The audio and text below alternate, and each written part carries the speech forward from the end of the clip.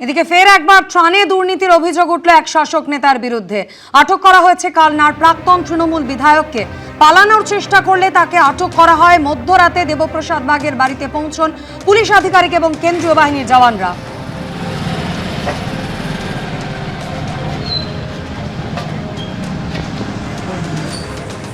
পালানোর চেষ্টা করলে আটক করা হয় প্রাক্তন তৃণমূল বিধায়ক দেবপ্রসাদ বাগকে। দেখতেই পাচ্ছেন তার বাড়িতে যেভাবে বিশাল পুলিশ বাহিনী কেন্দ্রীয় বাহিনীর জওয়ানদের সঙ্গে নিয়ে পৌঁছন। দেবপ্রসাদ বাগের গ্রেফতারের দাবিতে সরব হন স্থানীয় বাসিন্দারা। বাড়ি ঘিরে বিক্ষোভ দেখান তারা।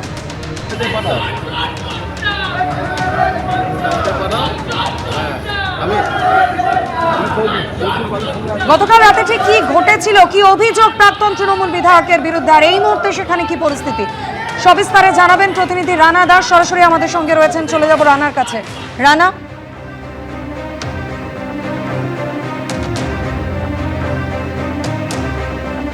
আমাদের সঙ্গে যোগাযোগ বিচ্ছিন্ন হয়ে গিয়েছে প্রতিনিধি রানা দাসের। আবারও যোগাযোগ করার চেষ্টা করব।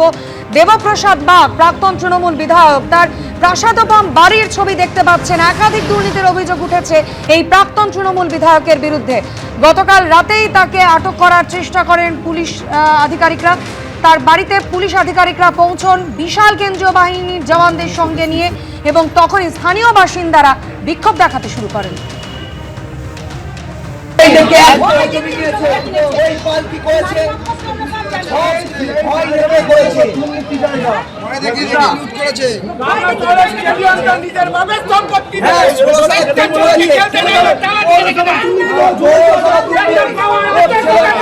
যোগাযোগ করে নিয়েছি আমাদের প্রতিনিধি রানা দাসের সঙ্গে, কথা বলে নেব রানার সঙ্গে। রানা, গতকাল ঠিক কি পরিস্থিতির সৃষ্টি হয়েছিল, দেবপ্রসাদ বাগের বিরুদ্ধে কি অভিযোগ, আর এখনই বা এখানে কি ছবি?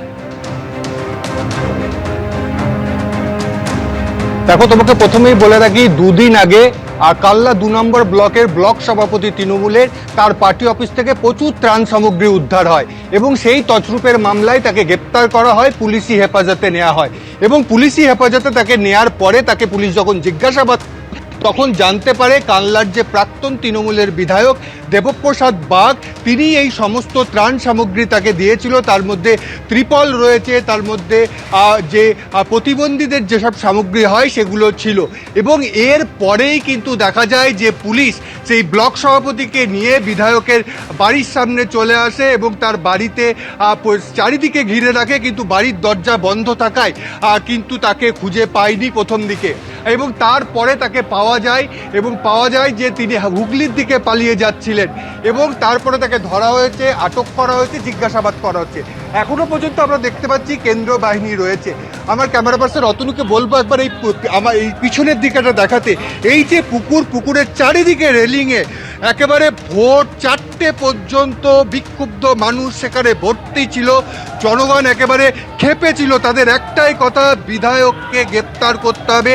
তার বিরুদ্ধে একাধিক দুর্নীতির অভিযোগ তারা তুলছে। একেবারে জমি, সেখান থেকে জমি ব্যবসার সঙ্গে যুক্ত ছিল, যেটা বলছে যে তার টাকায় মূলত কম দামে জমি কেনা হতো, এই চক্রের সঙ্গে যুক্ত ছিল।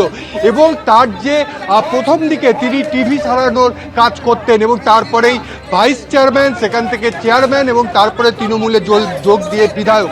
এবং তারপরেই তার যে প্রতিপত্তি, তার সেই বিশাল বাড়ি দেখলে বোঝা যাবে যে তার প্রতিপত্তি কি। বাড়িতে একেবারে সব স্পট লাইট দিয়ে বাড়ির প্রতিটা জায়গা, যেটা আমরা দেখতে পাচ্ছি, ব্যালকনি রয়েছে, মাথায় একদমই রানা, আমরা সেই প্রাসাদোপম অট্টালিকা দেখতে পাচ্ছি প্রাক্তন তৃণমূল বিধায়ক দেবপ্রসাদ বাগের। অবশ্যই তোমার সাথে কথা বলবো, তবে তার আগে আপনাদের বলবো, টেলিভিশন মেকানিক থেকে প্রথমে ভাইস চেয়ারম্যান, তারপর চেয়ারম্যান, এবং তারপর বিধায়ক হয়েছিলেন দেবপ্রসাদ বাগ। রকেট গতিতে তার যেভাবে উত্থান হয়েছিল। রানা দাসের প্রতিবেদন দেখুন একবার।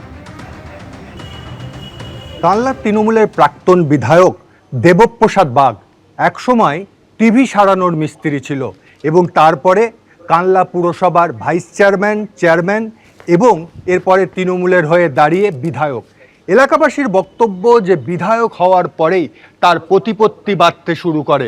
তার নিজের একটা যেমন বাড়ি রয়েছে, বছর 5 হলো আমরা যে বাড়িটি দেখাচ্ছি, এই বাড়ি রয়েছে, এবং এই বাড়ির ছাদে আমরা দেখতে পাচ্ছি 2টি বড় ওয়াটার ফিল্টার রয়েছে।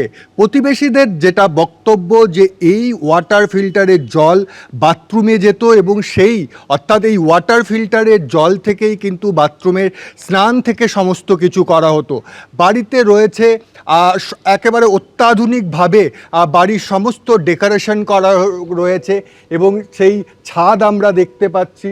এখানে একাধিক এসি বাড়ির ছাদে রয়েছে এবং চারিদিকেই কিন্তু আমরা দেখতে পাচ্ছি এসি রয়েছে। একবার সামনের দিকটা দেখাতে বলবো অতনুকে, যে সামনের দিকে একেবারে কাঁচ দিয়ে যে ব্যালকনি রয়েছে সেটাকে কাঁচ দিয়ে সুন্দরভাবে ডিজাইন করা হয়েছে এবং নিচের যে ছবি একেবারে যেটা বলছে বিলাসবহুল বাড়ি, এবং কিভাবে একজন বিধায়ক তার আরেকটি বিলাসবহুল বাড়ি যেমন রয়েছে সেরকমভাবেই কিন্তু এই রকম বিলাসবহুল বাড়িও তৈরি করেছে। 5 বছরের মাথায় কিন্তু তিনি এই বাড়িটি তৈরি করেছে এবং এই বাড়ির ভিতরে কিন্তু একেবারে গোল ঘোরানো সিঁড়ি, একেবারে কাঠ দিয়ে তৈরি আর সেইভাবেই এবং বিভিন্ন কাঠ দিয়ে সাজানো রয়েছে বাড়ির ডেকোরেশন। তার কাকার মেয়ে বলছে যে এই বাড়ির ভিতরেই একটি আন্ডারগ্রাউন্ড রয়েছে, কারণ বাড়ি যখন তৈরি করা হচ্ছিল বিশাল গর্ত করে ঘর করা হয়েছিল, আন্ডারগ্রাউন্ড থাকতে পারে। এবং এই বাড়িতেই গতকাল রাতেই কিন্তু পুলিশ এসে পৌঁছায়। অতনু মুখার্জি, রানা দাস, এবিপি আনন্দ, পূর্ব বর্ধমান।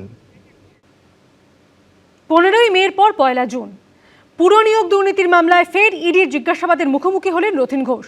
2009 থেকে 2020 সাল পর্যন্ত তৃণমূল পরিচালিত মধ্যমগ্রাম পুরসভার চেয়ারম্যান ছিলেন রথীন ঘোষ। ইডি সূত্রে দাবি 2014 থেকে 2018-র মধ্যে ওই পুরসভা নিয়োগে বড়সড় দুর্নীতি হয়েছে। পুর নিয়োগ দুর্নীতির মামলায় সোমবার ফের প্রাক্তন খাদ্যমন্ত্রী ও তৃণমূল বিধায়ক রথীন ঘোষকে ম্যারাথন জিজ্ঞাসাবাদ করল ইডি।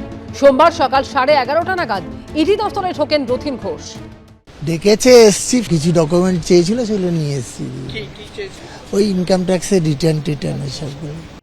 এপ্রিল মাসে 2 বার এবং মে মাসে 4 বার, অর্থাৎ মোট 6 বার তলবে মাত্র 2 বার হাজিরা দিয়েছেন রথীন ঘোষ। 11ই মে প্রাক্তন দমকল মন্ত্রী সুজিত বসু গ্রেফতার হওয়ার পর 15ই মে প্রথমবার পুর নিয়োগ দুর্নীতি মামলায় ইডি দফতরে হাজিরা দেন। এরপর 25শে মে তাকে ফের সিজিও কমপ্লেক্সে হাজিরার নির্দেশ দেয় ইডি। সেদিন হাজির হননি তিনি।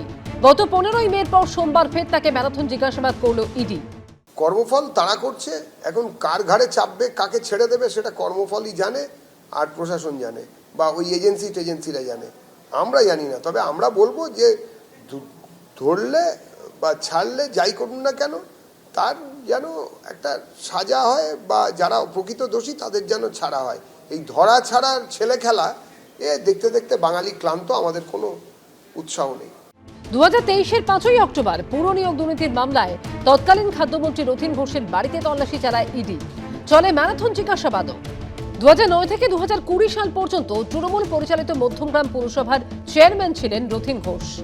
ইডি সূত্রে দাবি 2014 থেকে 2018-র মধ্যে ওই পুরসভাতেও নিয়োগে বড়সড় দুর্নীতি হয়েছে। প্রকাশ সিনহা, সত্যজিৎ বৈদ্য ও শিবাশিস মৌলিকের রিপোর্ট, এবিপি আনন্দ। এবিপি আনন্দ, এগিয়ে থাকে, এগিয়ে রাখে।